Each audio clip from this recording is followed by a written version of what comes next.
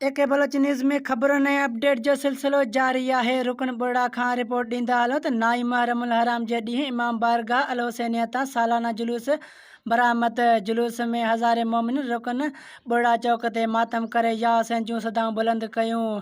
जुलूस में rangers police जे जवाननि सिक्योरिटी जा सख़्त इंतज़ाम कया। SHO नियाज़ अहमद कलोड़ो मीडिया सां ॻाल्हाईंदे चयो आहे त असां हर तरह सां जुलूस जी निगरानी करे रहिया आहियूं। जुलूस में हर ईंदड़ वेंदड़ माण्हू ते नज़र आहे।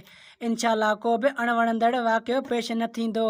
जुलूस पंहिंजे मंज़िल इमाम बारगाह बाब हैदर ते पहुतो जिते मजलिस अज़ा शुरू कई वई आहे। रुकनपुरा खां टेलीफोन लाइन ते मौजूदु आहे जमाल बूटी। जी जमाल बूटी, असांखे आगाह कजो इन जुलूस जे हवाले सां। जी बिल्कुल, मां तव्हांखे ॿुधाईंदो हलां। रुकनपुरा नाए मुहर्रम हराम जे ॾींहुं इमाम बारगाह अल हुसैनिया तां सालाना जुलूस बरामद। जुलूस में हज़ारनि मोमिन रुकनपुरा चौक ते मातम करे या हुसैन जूं सदाऊं बुलंद कयूं। जुलूस में रेंजर्स पुलिस जे जवाननि सिक्योरिटी जा सख़्त इंतज़ाम कया। SHO नियाज़ हुसैन कलोड़ो मीडिया सां ॻाल्हाईंदे चयो त असां हर तरह सां जुलूस जी निगरानी करे रहिया आहियूं। जुलूस में हर ईंदड़ वेंदड़ माण्हू ते नज़र आहे।